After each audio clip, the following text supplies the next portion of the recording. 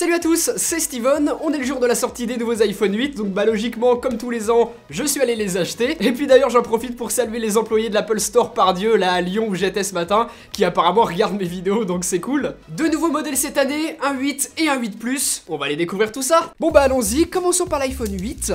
Moi je l'ai acheté en noir, mais comme pour l'iPhone 8 Plus, il existe aussi en argent ou en doré. D'ailleurs ce doré, il est un petit peu différent du doré que l'on a eu sur les précédents iPhones ces dernières années, vous le verrez sur mon 8 Plus tout à l'heure. Petit changement sur les boîtes avec cette démarcation ici et là qui marque le fait que le dos soit en vert. Vous voyez la différence par rapport aux boîtes du 7 et 7 Plus de l'année dernière. Boîte noire pour les iPhone 8 noirs et comme l'année dernière elles seront blanches pour les iPhone 8 en doré ou en argent. Bon voilà, ça c'était pour la petite histoire, on s'en fout un peu. Ce qui nous intéresse c'est ce qui se trouve à l'intérieur pour le découvrir, cet iPhone 8.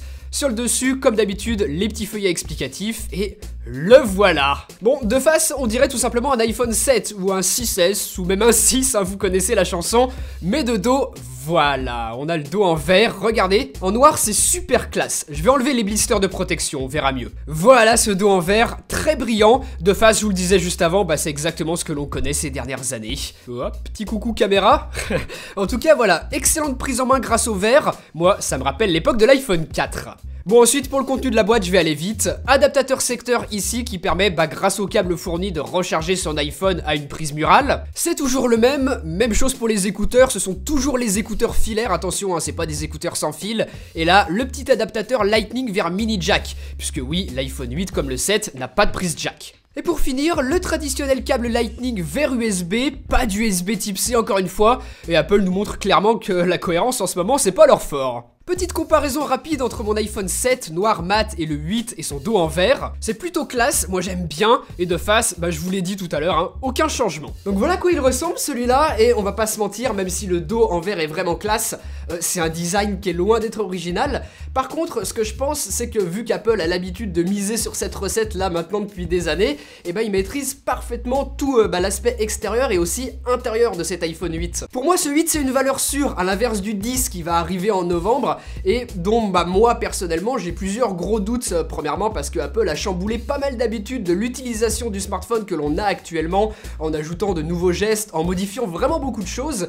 Et en plus de ça, remplacer le capteur d'empreinte digitale qui fonctionne parfaitement par Face ID, qui a sacrément un intérêt à être aussi rapide, ça soulève pas mal d'interrogations.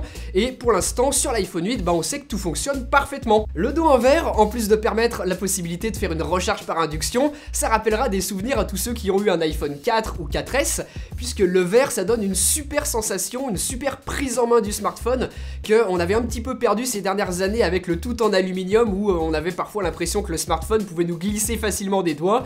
Là sur ce 8 c'est plus du tout le cas, la prise en main est super. Bon, autour du 8 Plus, sur le dessus toujours les petits feuillets d'Apple. Je vais quand même vous les montrer, hein. Je vous ai pas montré tout à l'heure mais voilà, c'est des explications sur le fonctionnement du smartphone et les classiques autocollants avec les deux pommes Apple, toujours pratique pour les coller sur les PC des potes.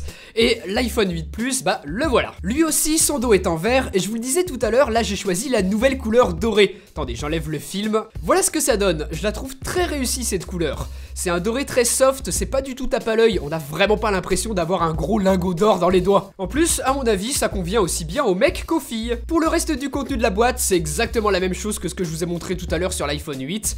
Adaptateur secteur, écouteur filaire, adaptateur Lightning vers mini jack et enfin le fameux petit câble USB vers Lightning. Donc cette année, disparition de la couleur rose, on ne l'a plus. Pourtant, avec un dos en vert, ça aurait pu être sympa, je trouve. Dos en vert qui, je vous le rappelle, permet la recharge sans fil. Bon, on va maintenant faire un petit démarrage, je vais vous montrer qu'il y a quand même quelques changements par rapport à ce que l'on connaît déjà. Comme d'habitude, en tout premier, on doit commencer par déverrouiller sa carte SIM, puisqu'on peut utiliser la connexion de l'opérateur pour configurer l'iPhone au lieu du Wi-Fi si on le souhaite.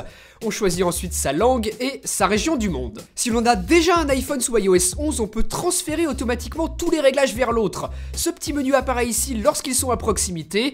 On valide le fait qu'on veuille transférer les réglages, cette animation apparaît sur l'iPhone à configurer, on la scanne et hop, les réglages sont envoyés sur l'autre iPhone. Il y aura une autre nouveauté plus tard, mais pour l'instant c'est du grand classique, on configure notre empreinte digitale, on choisit ou non d'utiliser la localisation, on choisit de configurer Siri maintenant ou alors plus tard dans les réglages avec notre propre voix, envoyer ou non vos logs et ensuite voilà l'autre nouveauté des iPhone 8.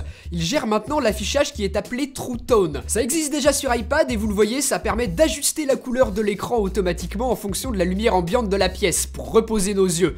Et là, vous voyez la différence avec et sans. De base, la couleur d'écran est assez bleutée alors qu'avec le True Tone, elle est plus chaude. C'est vraiment important pour les yeux, c'est bien comme nouveauté. Ensuite, c'est tout bon, on peut démarrer et voilà notre iPhone 8 totalement configuré. Il tourne bien évidemment sur iOS 11 avec toutes les nouveautés qui vont avec et dont je vous ai d'ailleurs fait une vidéo spéciale. Donc pour résumer, ces iPhone 8 ont un dos en verre, ce qui va par exemple permettre la recharge par induction.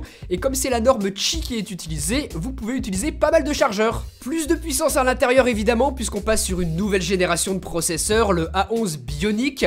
Le Bluetooth 5.0 est de la partie, ainsi que des haut-parleurs stéréo encore améliorés, avec notamment de meilleures basses. Bon, maintenant je vais vous parler un petit peu de la partie photo et vidéo. Même si l'iPhone 8 Plus a toujours l'avantage parce qu'il a un double capteur alors que le 8 classique en a qu'un seul, il y a quand même plusieurs améliorations intéressantes et sur les deux. Le capteur est plus gros que celui qu'on avait les années précédentes et même si le nombre de mégapixels ne change pas, c'est plus important. De grosses améliorations également du côté vidéo et c'est impressionnant de se dire que l'on va pouvoir par exemple filmer en 4K à 60 images par seconde sur un smartphone. C'est une première et belle amélioration aussi du côté du slow motion puisqu'on peut maintenant faire du 240 images par seconde. Par contre, que ce soit sur le 8 ou sur le 8 Plus, le capteur dépasse toujours à l'arrière et ça c'est chiant. Petite exclusivité avec le 8 Plus, lorsque vous avez pris une photo en mode portrait, donc avec le double capteur et ce flou là rajouté en arrière-plan, vous avez un nouveau petit menu ici en bas. Vous allez pouvoir modifier l'éclairage après avoir pris la photo. Donc là c'est l'éclairage naturel. Je peux changer et passer sur l'éclairage studio qui, vous le voyez, améliore un petit peu l'éclairage de mon visage. L'éclairage de contour, lui, assombrit un petit peu les contours.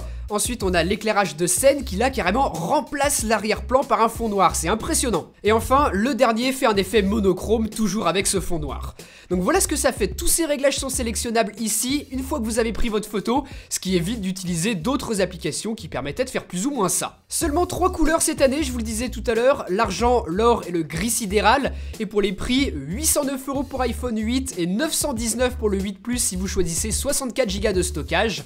Et si vous voulez 256 Go, il faudra payer 979 ou alors 1089 pour le 8 Plus. Donc encore cette année, c'est cher pour un smartphone, on le répète toujours avec Apple, mais maintenant on en a pris l'habitude. Et pourtant, le prix de cet iPhone 8, il est pas si éloigné que ça du prix de l'iPhone 10 qui va arriver là dans quelques mois, en novembre. Du coup, pas mal de gens attendent et ce 10, il fait clairement l'ombre à l'iPhone 8 qui pourtant, là à première vue, a tout pour être vraiment excellent. Je le testerai, je le comparerai aussi à l'iPhone 7 pour qu'on voit ensemble s'il y a vraiment une amélioration en passant de l'un à l'autre et si ça vaut le coup. Et si au final, ils sont intéressants ou non ces iPhone 8 et 8 Plus pour ceux qui n'ont pas forcément les moyens de se payer un iPhone 10 et qui veulent quand même un smartphone mine de rien au top du top, même si forcément l'écran aurait pu occuper une plus grande place comme ce que font les concurrents par exemple. Mais bon, voilà, cette année, pour ce budget là en tout cas chez Apple, il faudra se contenter de ça. Abonnez-vous si vous voulez être sûr de ne pas rater la suite. Nous, on se retrouve très vite lundi pour une nouvelle vidéo. Et puis en attendant, vous pouvez regarder mes autres vidéos qui sont juste ici. Moi, je vous dis à une prochaine. Allez, salut!